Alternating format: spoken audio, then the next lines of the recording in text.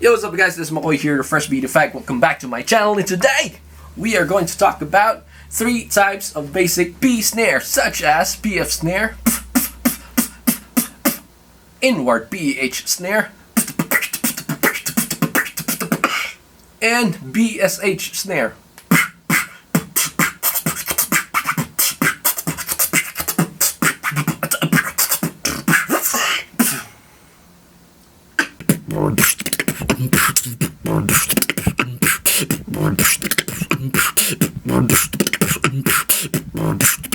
Okay, so meron tayong tatlong klaseng snares na pag-aaralan ngayong araw. Yun ay ang PF snare, PEH snare, and yung BSH snare. Alam kong hindi siya kasama sa P category, pero snare pa rin naman yun. Parang electro snare lang kasi. So, first off, we are going to talk about PF snare. Ito yung pinakamadaling snare sa lahat.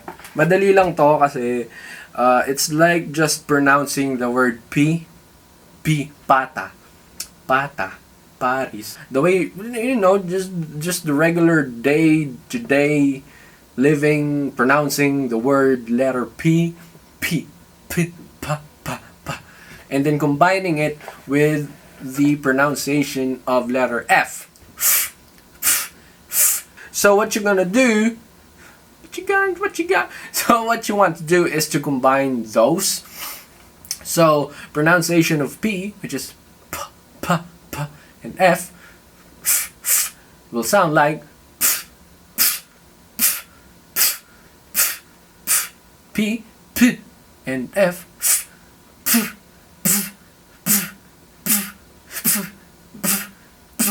So as you go along with that PF snare, you might want to decrease the vocalization, such as, di ba, ganito siya. Slowly remove the word na and itira nyo lang yung talagang P and F. Such, di ba, ganito.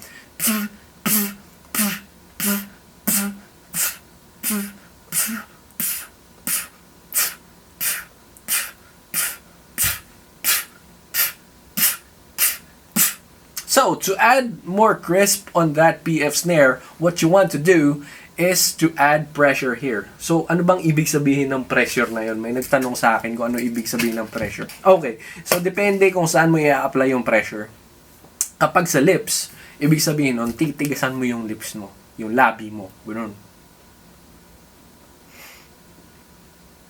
Kapag sa dila naman, depende kung saan mo ipapatong yung dila mo sa loob ng bibig mo. Kung sa ngala-ngala, ibig sabihin nun, idikit mo ng mahigpit dun sa taas, sa may ngala-ngala mo banda. Pero this time, since we're just doing the PF snare, just, parang i-flex nyo siya. Kung sa mga bicep pa, parang, wala akong bicep eh.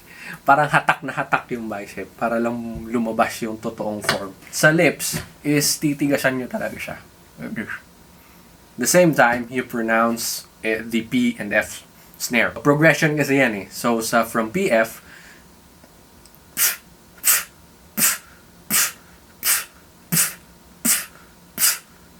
so as you add more pressure on your lip, the crispier it gets. Just like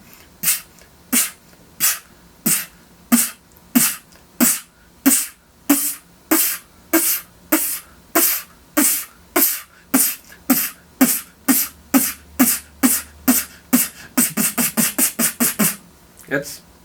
Okay, so pattern na pwede nyong pagpraktisan is simply just, you know, just the basic. Kung ito yung, kung first time mo to, then just do the basic pattern.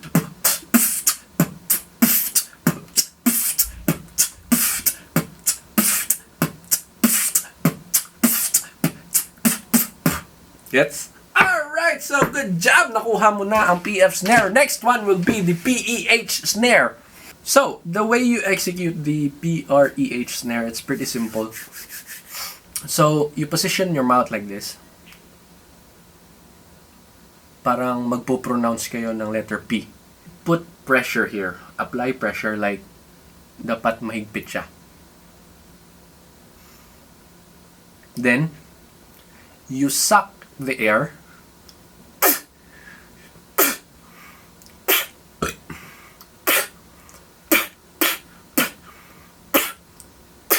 So, parang PEH snare siya pakinggan, di ba? PEH.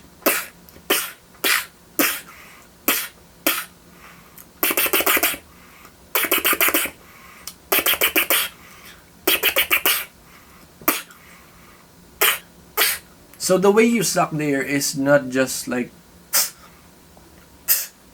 yung hindi hanggang dito lang. Kailangan may coordination ng baga nyo kapag naghumigop kayo ng hangin papaloob. So, pattern na pwede nyong pagpraktisan kapag first time nyong i-execute tong inward PEH snare is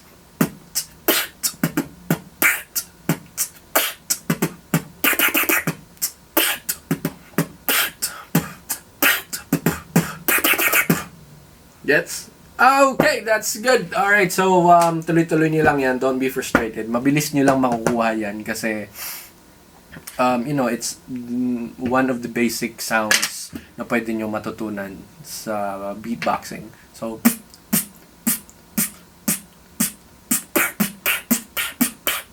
alright. Next one will be the BSH snare. Ito yung pinaka-paborito kong snare because it emphasizes climax kapag gumagawa na kayo ng tunog or kapag nagpi-perform kayo. It makes simple beats amazing. In order for you to learn this technique, you should learn first the bass. Na tinuro ko sa basic beatboxing. If you haven't seen that tutorial, I really do suggest you check the description box below. Merong link doon. So, once you learn that, come back here, then yeah, we can go on. So, malamang binisita nyo na yung video na yon. So, next one will be the BSH snare or electro snare. So, ganito yung tunog niya.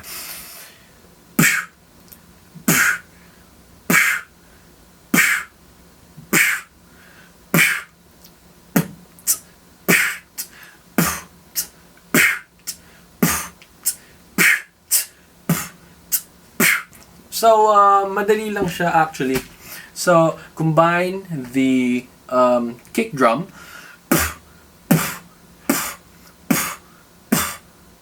diba, the way you execute kick drum is with exerting all of your air out. Next thing that you want to do is to combine it with the word SH. Shh. Shh. Shh.